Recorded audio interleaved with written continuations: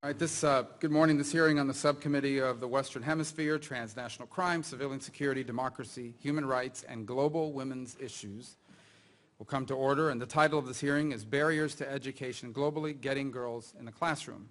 We'll have two panels today. The first is an official panel, and it will feature the Honorable Catherine Russell, Ambassador at Large for Global Women's Issues at the U.S. Department of State, Mrs. Susan Markham, Senior Coordinator for Gender Equality and Women's Empowerment at the U.S. Agency for International Development. The second panel will include Ms. Linda Hebert, Senior Director of Education and Life Skills for World Vision. Ms. Megan Stone is the President of the Malala Fund, which as part of her testimony will also be sharing a message from Nobel Peace Laureate Malala Yousafzai. And Ms. Kenkaya Nataya, is that right? Nataya? Is the founder and the president of the Kenkaya Center for Excellence. And I want to thank you all for being here with us today. We appreciate your time. We appreciate your dedication. I also want to thank all of those who worked alongside my staff to make this hearing possible. Without objection, I'm going to submit for the record Senator Boxer's opening statement. She cannot be here today, but as we all are well aware, she has been an extraordinary advocate on behalf of women and girls all over the world. And as kids across America cheer at the end of the school year, an annual ritual for many of us, no doubt, children in other corners of the globe are denied access to education as a result of numerous barriers, and this, unfortunately and tragically, is especially true for girls. The Senate Foreign Relations Committee Subcommittee on Western Hemisphere that we're here in today has identified what some of the most consistent obstacles are, and they include health barriers such as early pregnancy, malnutrition, HIV/AIDS, gender-based violence at home or in school, and child early and forced marriages. Economic barriers that include direct costs such as school tuition, fees, materials, and personal needs, and indirect costs such as the inability to absorb the loss of income or labor contribution. Physical barriers, including access to all-girls schools, distance and safety between home and school, security issues such as conflict, the threat of violence or harassment. These realities result in roughly 31 million girls of primary school age and 32 million girls of lower secondary school age worldwide not attending school. I am the father of four. I have been blessed with my four children. Two are school-age girls, and these statistics are particularly sobering as each number represents a child denied the opportunity to live up to their God-given potential. These children demand our attention, which has led us to convene today's hearing. With the manifold pressing global challenges before us, from ISIS and Boko Haram to a global refugee crisis, an issue like girls' education could easily be overshadowed by the tyranny of the urgent. But I would assert, and I suspect our witnesses today would agree, that prioritizing access to education for girls globally is critical, not simply on its own merits, which are significant, but precisely because of the impact it has on so many issues. Time and again, experts have connected women's education with economic empowerment, growth, and ultimately the development of local and national governments. In addition, higher levels of education have translated into reduced maternal and infant death rates, lower rates of HIV/AIDS, and superior child nutrition. On the flip side, there is also research indicating that when children are denied access to education, they are at greater risk of exploitation in its many forms, to include human trafficking and forced labor, and even conscription as child soldiers.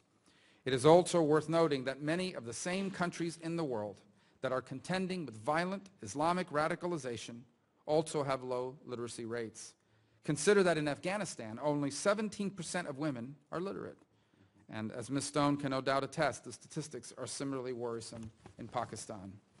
In these and other countries, access to quality education for girls is often difficult to obtain or is limited to religious education. Experts have asserted that increasing women's access to secular and mainstream religious education is an important way to prevent radicalization, and that educated women are better able to intervene and stop the radicalization of their children, thus breaking the cycle of radicalization in marginalized communities. This is a complex but important issue which I hope we will be able to explore further during the course of the hearing. Another global phenomenon which demands our attention is the impact that various wars and conflicts and violence are having on children's education. As one of our witnesses will testify, in crisis contexts, education systems are 3 times as likely to be disrupted. A cursory glance at the headlines underscores that there are no shortages of crisis situations around the world. According to the United Nations High Commission for Refugees, nearly half of the 20 million refugees under their care are children below the age of 18. Access to education for this group is limited, with only 50% of refugee children enrolled in primary education and a mere 25% in secondary school. Today's hearing is going to allow us to explore both the many challenges I've already outlined, but just as importantly, the incredible opportunities that are before us as we chart a path forward in anticipation of a day when every child, no matter where they live, has access to quality education. I look forward to hearing from our administration witnesses about the scope of the U.S. government's work in this area. I'm also interested to hear from our panel of private witnesses. You have experience in the field that will contribute greatly to what can easily become an abstract policy discussion.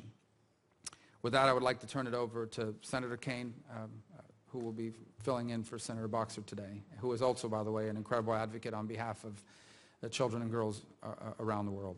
Let me just begin with a couple of quick questions, and then I want to get into the guts of everything else we've talked about.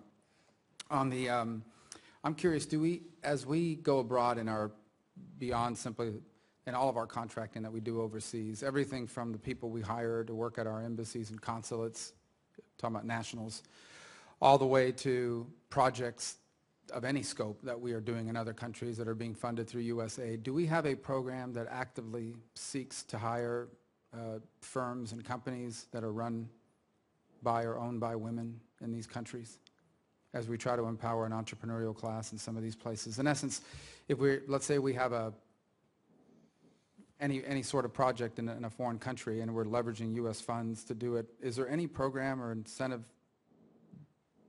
system in place to try to affirmatively hire, if possible, women-run businesses in some key countries around the world?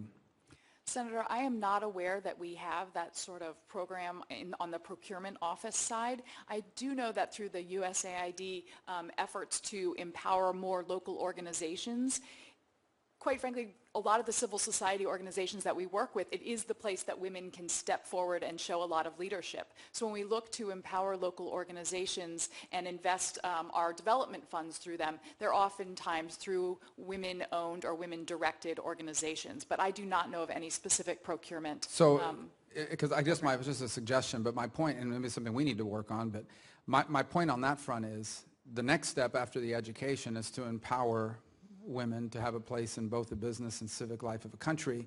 And if we're spending millions of dollars in a country to do everything from build roads and bridges to build schools to run systems, and there are in fact companies that are either run or started by women who may perhaps have benefited from the education that we have funded, I think that would be the next logical step in leveraging our aid and empowering and getting experience and work for companies. It's just a thought, and maybe that's something we need to develop on our end. If I could just follow up on that, I should say that one of the main points or one of the main strategies of our education strategy is workforce development. So we're working with companies that exist in the countries where we work to create a pipeline so that education isn't the end all, right? We're creating a pipeline so that they can join the formal workforce as needed. And one of the largest programs USAID has ever created is called the Promote program in Afghanistan, which is specifically focused on girls who are graduating from secondary education and then pairing them with civil society, government, or private firms so that they can gain the skills to enter the formal workforce. It's exactly what you're saying. We've made this investment. The girls that we invested in primary are now secondary and looking ahead, and we're trying to help build a path for that. Yeah, and I know every country possesses different challenges. My view is we're doing the education, we're doing the workforce empowerment. I think the next logical step at some point is to help leverage our aid to create an entrepreneurial class of women business owners. If you want to talk about ultimately completing the cycle, maybe that's something we should talk about further. I'm also interested in what we are doing, if anything, and I'm kind of taking you to a different part of the world for a moment, in Central and Latin America, and particularly the migrant crisis that we now see emanating out of Honduras, Guatemala, El Salvador, the Northern Triangle. And as we've all read the horrific tales of what's happening to women in particular, young women in particular, who are being trafficked in the hands of these horrifying cartels and so forth, what efforts do we have, number one, to prevent the migration, and secondly, to provide services, empowerment services, if in fact they're returned to their country of origin? I visited one site in Honduras where I saw some work being done, and World Vision was involved in that as well, that was providing, and it was going to lead into the next question that I have, it was providing what I would call character education, But the next question is, and that's important, but education, it has to be the right education, the curriculum, what we're teaching. Given the limited resources we have, access is important, but programming on the quality of that education is important. So how are we balancing that between, I know I went from the migrant thing to this because it's the experience I just came from. How are we balancing programming and access? They're both important, but the access should lead to quality programming, not just, we got you in a classroom, we're going to teach you a few basic things. Well, let me say first, if I can, about that region, which is an interesting region for women. In some ways, you see women leadership in political leadership, and that's pretty impressive. And the girls' education numbers, and this is a broad... I'm sorry, you see women leadership in South America. You don't see it nearly as often in Central. In Latin America, yes, I'm sorry. You'll see it in South America, heads of state, but somehow when Central it America, stops when you get into the Central America. Yeah, but we see the girls' education numbers are pretty good across the region. Again, in Central America, we see in some indigenous populations that there are problems, early marriage in these populations, and so we're taking a closer look at that. But where you have very serious problems is we have very serious problems of gender-based violence in that region, and we need more economic opportunities for women. And those two things, I think, are driving our thinking, at least on the State Department side, about how we should think about women's issues as we move forward with addressing the issues in the three countries. I think I know that there have been lots of conversations with Congress about the funding for that, and we're taking a look at how we can do more effective and better programming on that issue. On your second point about I can't remember what it was. What was it? Quality. Quality. Oh, yes. I'm sorry. Of course, quality. I 100% agree with that. It doesn't do any good to just put these kids into a school. They need to be getting a quality education. Having said that, that is very challenging in many places. I was in Malawi not too long ago, and there were literally 60 kids sitting under a tree, right, with nothing, no piece of paper, nothing, and just listening to that teacher for an hour talk about things. And I think even the best teacher is going to struggle with that. And so across the board, we really have to think about how we can help train teachers, support teachers, and make it clear to countries that that's an important part of what they're supposed to be doing. So another thing that's interesting as we look, one of the things that I think begins to change the dynamic is when you can get more women into senior government leadership positions. So here's something, and I know Senator Kaine will have noticed this as well. When I read the bios of heads of state and foreign ministers, and it almost invariably includes, at some point, study in the United States, which in many of these countries is largely reserved to those who come from wealthy families. What efforts have we undertaken, or are we undertaking, to close the cycle so if a young girl has been exposed to anywhere in the world to education and primary and secondary education they've now finished, do we have efforts to help more young women around the world travel to the U.S. and attend colleges or universities here that will in fact position them to return and play a role in some of the senior leadership positions in government around the world, or in business for that matter?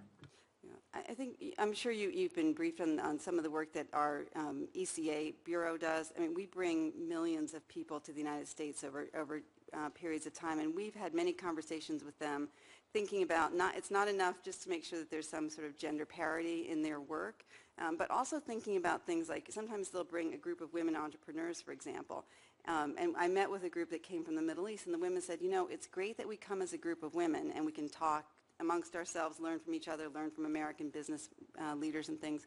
So, but it's also important for us to be in groups with men so that the men in our region see us as equals. And so we're taking a careful look at that. These issues are always so complicated, and it does in a way depend on a different sort of the mores in a country, but there's no question that from our perspective, the United States stands for something. We have values here, we have principles, we're trying to share those with others, not trying to force others to do things as we do them, but to learn from what we've done in the U.S. And I think that the power of the United States to bring people here, to show them how we live, to show them how women and girls have opportunities here, I'm always very careful to be humble about that and say we still have challenges in the United States. It's not like we've solved every problem. We have problems with gender-based violence and other issues. We don't pretend to know everything, but we have a lot of experience that we'd be happy to show. And I think both by example and by sort of spending time and teaching them, we'd go a long way. Now, I will say one of the things I hear about constantly is the United States only has 20% women in Congress. So just, I don't know if you hear that when you travel, but they say to me, what's going on in the U.S.? You know, why don't you have more women? And I say, Well, you know, we were just talking about that. yeah, it's ourselves. complicated, right? I mean, women have opportunities here, but there are reasons, and everyone's trying to understand that. Why don't more women run? You know, is it that they don't like to raise money? Is it that they take failure personally? Who knows, right? But there's a lot of research being done on that front. And I think, again, the United States really has a lot of ability to share our experience with Well, the only answer, I don't, obviously it's a deeper issue about the representation in Congress. I will add this, as the father of a 16 and 14-year-old and watching my daughters and their contemporaries grow up and talk and express themselves, those numbers are going to change. Yeah. They're coming. So I agree. and that's great. Did you want to add something? Just on that one, I think even the fact that we acknowledge that as a weakness can sometimes help us in dialogue with other nations, because if it's all like, we know everything and we want to teach it, well, that's not too appealing. We're 19% in Congress. That's the most it's ever been. That ranks us 75th in the world. Iraq is 26%. Afghanistan's 28%. Rwanda, number one, is 64%. Our 19% is significantly below the global average, and part of being a great nation is feeling good about the things we do well, but also being confident enough to look in the mirror and say, but here's some areas where we don't do well. So to enter into a dialogue, some of the nations we're talking about where the education stats are so poor, nevertheless have significantly higher representation of women in their national legislative bodies than we do. So to have a dialogue about, hey, share with us what you're doing on the election issue, and then we're going to share with you things we're doing on the education issue, I think that probably can lead to a lot more productive dialogue and progress, and because we do have some things to learn. I'm just curious, would you happen to know off the top of your head what representation is in the Foreign Service? Well, It's probably higher than 20. It's higher than 20, but there are issues in the Foreign Service, and it's interesting because, you know, in my job, people think that I do gender issues at the State Department. Well, first of all, they think I'm the women's minister in the United States. Other countries do. And then people in our post think that I do gender issues in the State Department, which I don't. Deputy Secretary Higginbottom does that. But I do pick up a lot of this, and I think there is a commitment on the part of the State Department to do better. I'm sure you know not too long ago in the 70s, I mean, if you got married or pregnant, you were kicked out of the Foreign Service. So we've come a long way. But there are challenges for families in the Foreign Service, and honestly, I think that's something that, you know, it may bear some looking at from your perspective, because I think we lose a lot of talent. It's hard for families to pick up and go, and sometimes if you have both men and women who are in the service, it can be challenging when one starts Well, to go in some forward. cases, you can't bring dependents to some of Exactly. our more challenging environments. Exactly, and I think it's important because the Foreign Service, I mean, I'm not a Foreign Service officer, I'm a political appointee, but they are really amazing people. They dedicate their lives to the country. I'm just profoundly impressed always by just their patriotism, their commitment, their love for the United States, and how they represent us overseas. And I do think it's important for us to try to be as supportive of them as we can. And by the way, I'm not here to pick on the State Department. As you know, if you go to any embassy in the world, the majority of the people working in the embassy don't even work for state. They work for commerce. They work for whomever. So it's across the board. And I, too, have always been impressed with the level of professionalism of our people that serve abroad. I always wonder, you guys realize you could be making 4 times as much if you did the exact same thing on behalf of Coca-Cola or somebody else, but their willingness to serve our country. I wanted to go back just because I'm fresh off a trip from Honduras, and I'm a big supporter of the Alliance for Prosperity, but one of the big investments we're making is in law enforcement and security. Have we, and I should know the answer to this, but is part of our metrics for the success of that program the prosecution of gender-based violence, domestic violence? It was a recurring issue in my travels as well, in numerous meetings, that in many cases, depending on where you are in the country, men, both fathers, but primarily spouses, act with impunity when it comes to gender-based violence because they know that the local judges or police officers don't view that as inappropriate, that in essence that's what you do. Is that one of the metrics that we're looking at? You may not even know, maybe we got to get the answer more in detail, but are one of the metrics we're looking at as we calculate how much money to continue to give performance and improvement in gender-based violence, which I think is directly related to the other issues that they're confronting? Yeah. Senator, I actually don't know the answer to your specific question. We do, and I'll get it for you. We work closely with INL on two fronts. One is, and other countries as well, trying to make sure that countries understand the importance of prosecuting these cases and how to do that. Guatemala, for example, has done a lot of work on one-stop centers that are pretty effective, and we're trying to share that information with others. But we're also working to try to encourage these countries to have more women in their police force and in their militaries, and that's a constant prodding that we're doing on our side because I think it makes them more effective. Obviously, it gives women job opportunities, but it also shows the community that women can be in these positions of authority, and I think it's very important. But I'll get the specific answer to your question about the metrics. I don't know the answer to that. If I could also circle back and connect the two questions you asked about Honduras, a good part of the work that we do, USAID does in Honduras, is for at-risk youth. And we have a model program there where we tackle the issue of school-based violence and preventing it. So if we can talk about the gender norms when boys and girls are younger and what is appropriate and what is not when they are making decisions and coming together as partners and growing up as adults, we can hopefully prevent some of the gender-based violence as well. So it's part of our broader curriculum there to address gender-based violence So early. that's what I visited. Colonia, Estados Unidos is one of the areas where we're involved in that curriculum. And a lot of it's about school-based bullying and smoking is bad and drug use and things of this nature. And by the way, it's run by the Honduran police. And it was women police officers that were conducting the majority of the program. So in some sense, now that's what they showed us. I don't know if that program extends that way beyond. Did you want to jump in? I did want to ask you about a more difficult question. You know, we've a large portion of our overseas education aid over the last 15 years has been spent in Afghanistan. And 40 million of the 75 million requested for the Let Girls Learn initiative for 2017 is for Afghanistan. And yet there was a recent SIGAR audit that found problems with evaluation methods and data used by U.S. agencies implementing education aid. And the Ministry of Education estimates that about 3.3 million Afghan children are still out of school. So I was hoping, Ambassador Russell, you could discuss the impact of U.S. investment in girls' education in Afghanistan, the data that supports these conclusions, and the sustainability of any gains that we've made there so far. Yeah, thank you, Senator. You know, it's interesting. Afghanistan, from the beginning of my tenure, which hasn't been that long, but 3 years, has been something that is really preoccupied a lot of our attention in our office. And I think it's because the situation was so horrible for women and girls, and we've made substantial progress. I mean, there's no question about that, right? We went from 0 girls in school under the Taliban to now, 3 to 4 million girls in school. We've seen a lot of progress on maternal life expectancy. So we see clear progress. And Susan, most of the money that goes into Afghanistan is USAID money, but I can speak to some of the money that we have going in there, which I think is really important. We're doing, just out of my office, which is such a small office at the State Department, but we support shelters for women who are suffering from gender-based violence. And, you see it in the paper all the time. I mean, the stories are very difficult. I mean, there's just, it's the same there as it is in many places, which is, I think the root of these problems is that women and girls aren't always valued, and it's seen as completely fine to abuse them and to do that in, as I said, in many parts of the world. There is a real commitment, I think, on the part of the government to try to do a better job on the education front, and we are definitely working with them on that. We're also doing some work out of my office again on the problem of early and forced marriage, because these girls are getting married so young. And you'll see actually in this adolescent girl strategy, there's a really famous photo.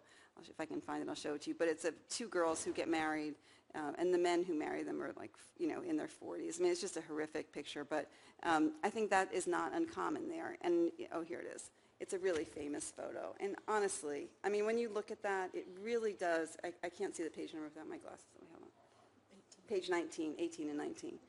But when you look at that, it really shows you what we're struggling with here, right? And from our perspective, as hard as it is to keep these girls in an education setting, particularly in the provinces, the rural areas, it's very difficult. We're trying to get more women teachers there. We don't have enough there. It's difficult. Families make a decision that it's too dangerous to send their kids to school. There are lots of problems there, but we're trying to address those. And Susan can speak more broadly to the. And I'm going to just add, and you may have seen this. So the Vice has this like Frontline series. I think it's a 30-minute, and they did one on Afghan women, and I believe it was Vice, and it showed that groups of women that are now banding together to defend and protect themselves, in essence standing together. But what was stunning to me is in one of the interviews, and I forget who the local official was they were interviewing, was being interviewed by a woman. And at some point in the interview, he got so annoyed with her questions that he basically said to her, you know what needs to happen? I should marry you off to an Afghan man who will cut your nose off, or something, so he can cut your nose off or something like that. So you're dealing with very deeply embedded cultural norms that we need to continue to expose and shame. It's not unusual there for girls to be sold into marriage to pay off a debt. I mean, there are very serious problems in that culture, and there is no easy answer. There's no one thing we can do, but I do believe that educating girls and trying to empower women will really ultimately have the greatest significance there, because it will, and I will say this, there are great Afghan men who believe in this, who are getting their girls educated, who see the value in that, who support their wives, but there are challenges every day for teachers, for girls, for women, and I think we just have to keep at it. You know, I personally feel, and as an official of the United States government, that we cannot walk away from them. You know, we have made progress, and we have, as hard as it is, we have to stick with it. Just a data point, the life expectancy in Afghanistan in 2001 was about, in the 40 to 45-year-old age range, and it's now over 60. And if you think 30 million Afghans time a 17-year increase in life expectancy, that's like 500 million years of human life. And that has largely been because of reduction in infant mortality and better health care for women and for young children. So, one of the things I know we grapple with, we sometimes have to answer questions like, well, what has this investment of American treasure, blood, been worth? Well, it's like it's made a huge advance. It's made a huge advance, and I'm on the Armed Services Committee, and I think there's a pretty stark contrast. If we look at Afghanistan, we look at Iraq. I mean, it got to the end of our allotted time in Iraq, and they really sort of wanted us to go. In Afghanistan, they deeply, deeply, deeply want us to stay.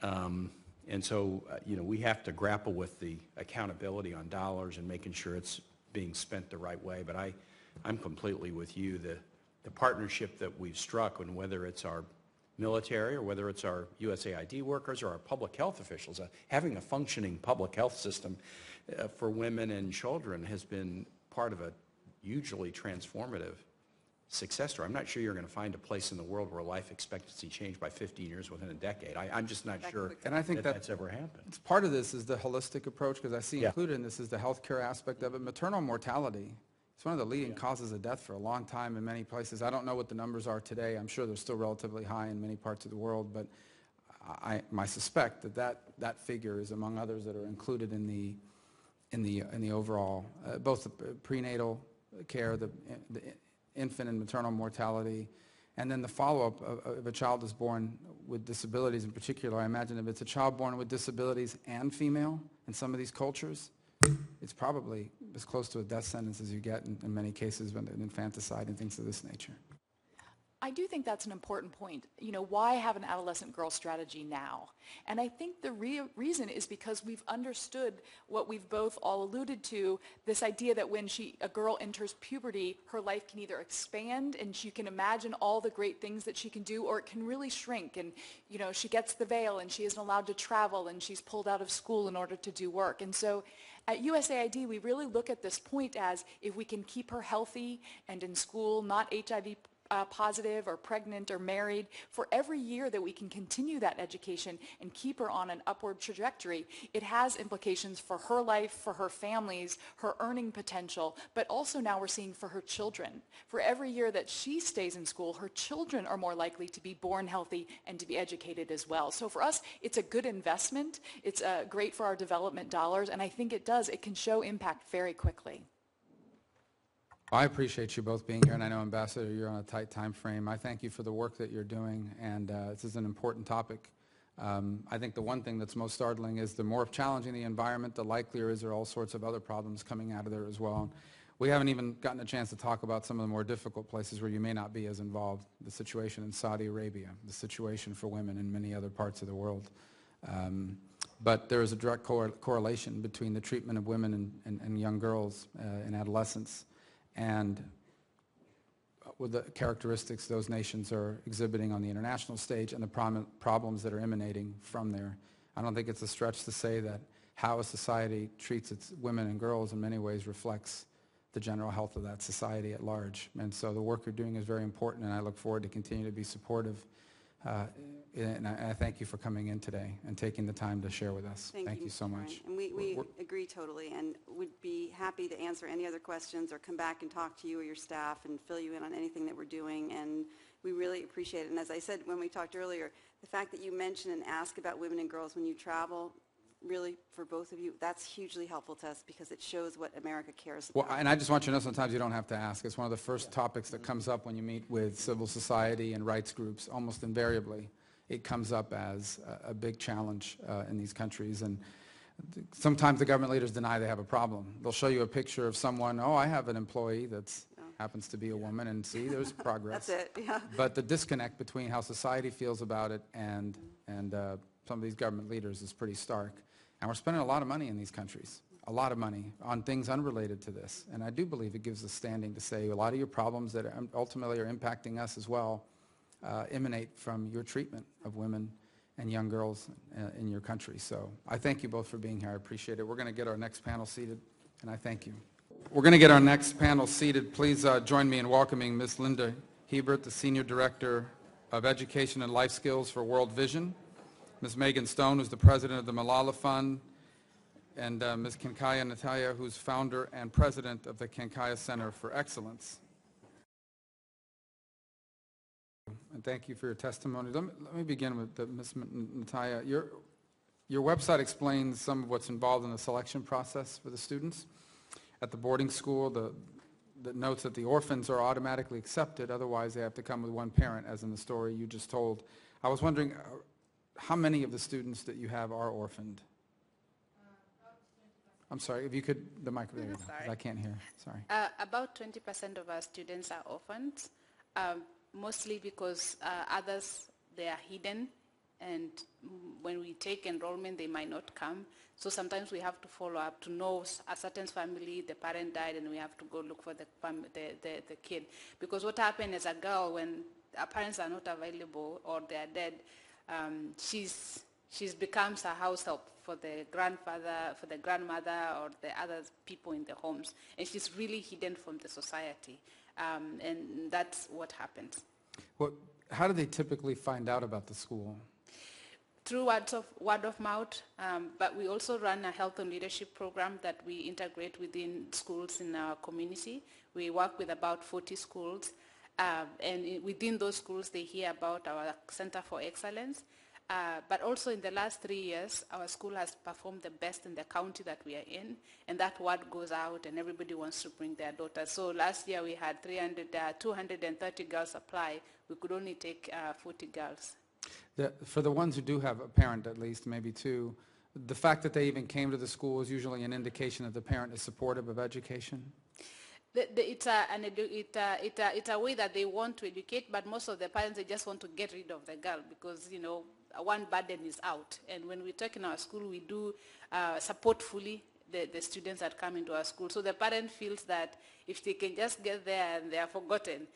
But it's also a sign that they are committed to what we do, because every parent that comes into our school, once they are enrolled, all the girls cannot be mutilated, they cannot be married out early. They are committed to ensuring that the girl continue to high school, and they are always committed once a month to come and visit the girls. And it's a commitment that has brought joy eventually to the girls, to the parents. And that's the follow-up question. So you've described a scenario where a parent basically is looking for a place, sadly, to get rid of one more mouth to feed in the home, and the school provides that outlet. And that's a terrible situation. But once these girls complete their schooling and emerge educated, succeeding, have you seen changes in the family where suddenly they view it differently? All of a sudden, that's replaced with a certain sense of parental pride that perhaps initially wasn't there? What has been very amazing is when the girls are given the opportunity, they bring pride to their families. Most of the time they are brought in there. Of course, the parent is saying, just take her, it's less burden. But eventually that girl end up bringing their girls to their sisters to some of the programs we have. They end up bringing, ensuring that the father is educating the other girls or the kids, all kids in her family. We have a lot of parents meetings that parents come, and the girl ensures that the parents come to the parents meeting. And this ripple effect, you see a pride that first the father is not sure whether they should allow this girl to go to this school, and then she's accepted, and then I'm not sure if she's not going to go through female genital cutting. And then these girls perform the top of her class in the whole county that we are in, and all of a sudden the father who has never gone to school, the mother who has never gone to school is out there saying, this is my daughter, and I want her to go to school. And they've been very fortunate because I have myself, I grew up in the village. I told and I showed the community what it means to educate a woman. I came to this country, I got my education, but I went back and really invested in them. So they have this saying that if you educate a girl, we have seen her fruit. And that is kind of the whole idea they have now for the girls that go to our school, and even those who are not going to our school, if they can get scholarship to go to high school, they can come back and help us. What is the Kenyan government supportive? Yes, we do work with the Kenyan government, especially the local ministry, especially when we do our trainings in different schools that we are in. We work with them in the measurement and evaluation and evaluating our program. We're really key about quality because the Kenyan government allowed free primary education that really ended up to destroying the quality of the education that was coming out in all the schools. And for us, we know we have 40 students. That's a big number when you think about, but compared to other schools that have 40 students, after I have 100, up to 100 students in one class, our quality is very high. And the government really takes pride in that. When you compare, it's like a competition we have ranking in the country. All of a sudden you find that the government is saying we are partners, and they're very supportive. They've helped us build some of our buildings in our school. Yes, thank you. Ms. Hebert, in your testimony, you stated enrollment is not enough in refugee situations. I want if you could take time to expand on that, exactly what that, I think I know what you mean, but if you could expand on that for the record. Sure. Thank you, Senator.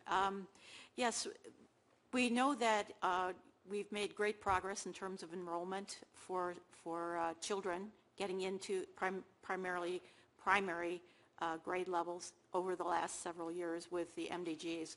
But enrollment is not enough. We need to actually have quality education, and particularly when we're thinking about children who are in crisis and conflict situations.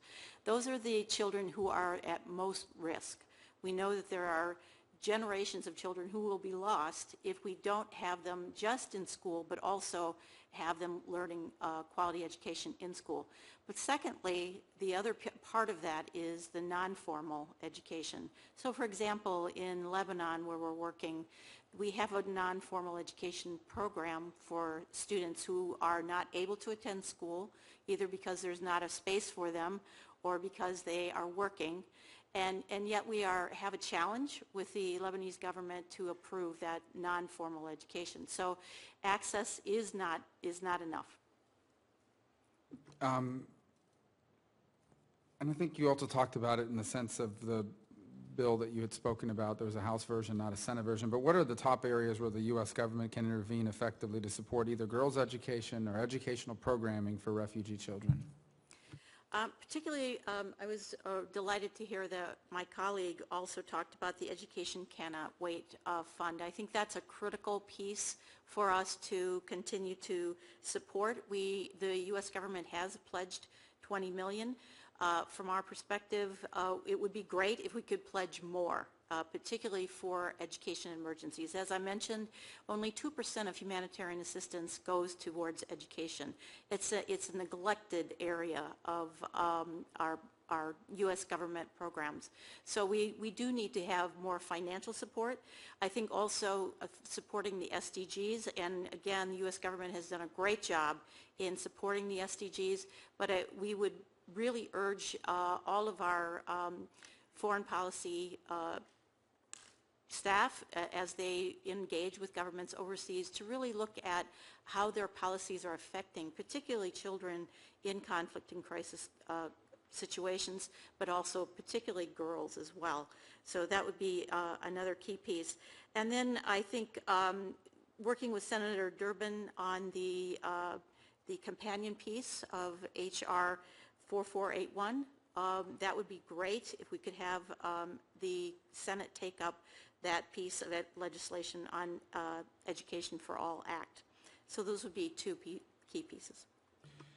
Ms. Stone, I know that Nigeria is among the challenging countries where the fund is at work. Can you tell us a little bit more about your work with the kidnapped girls who have escaped Boko Haram?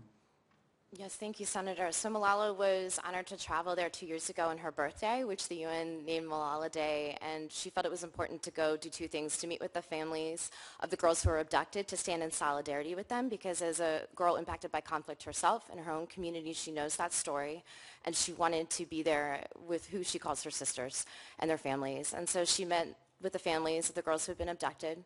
She made a commitment at that time that any girl who returns, that the Malala Fund would pay for their education to complete high school, which we have done for a number of the returnees who have escaped from Boko Haram, which we're honored to do.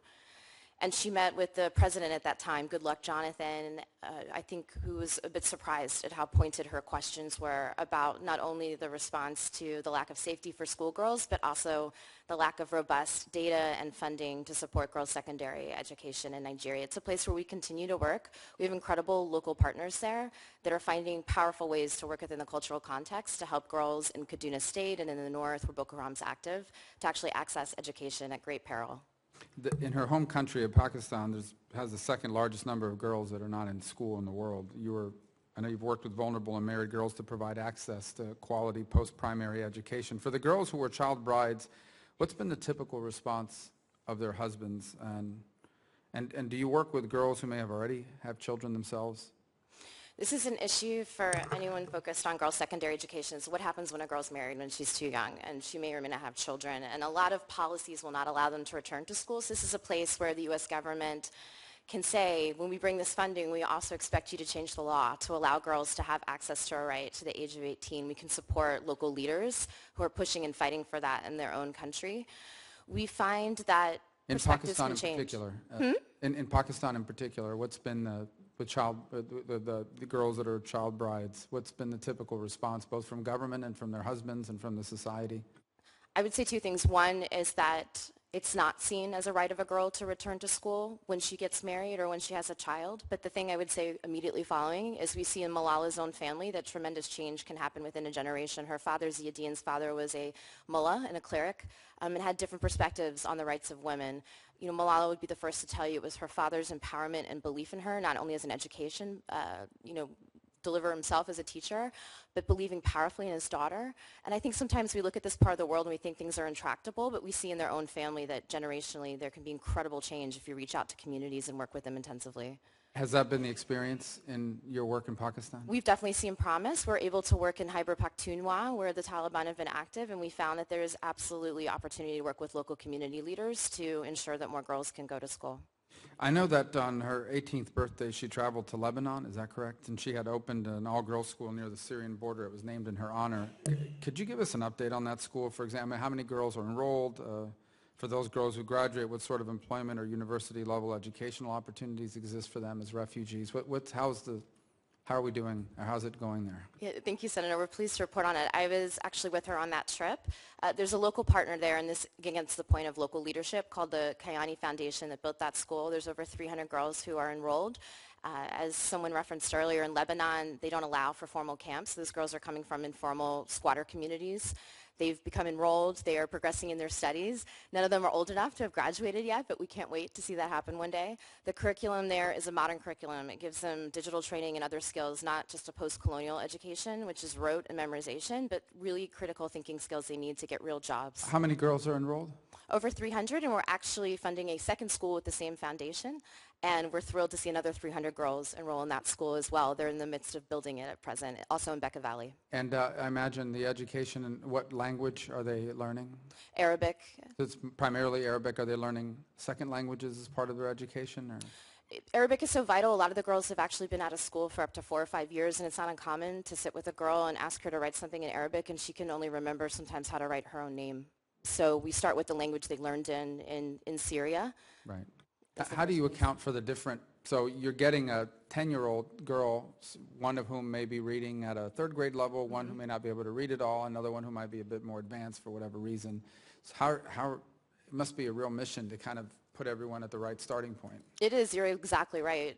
It's clear you've studied the issue quite closely. This is a challenge, Senator, for anyone doing this work. It's how do you help kids catch up and catch up quickly so they can get back into school and then complete their education.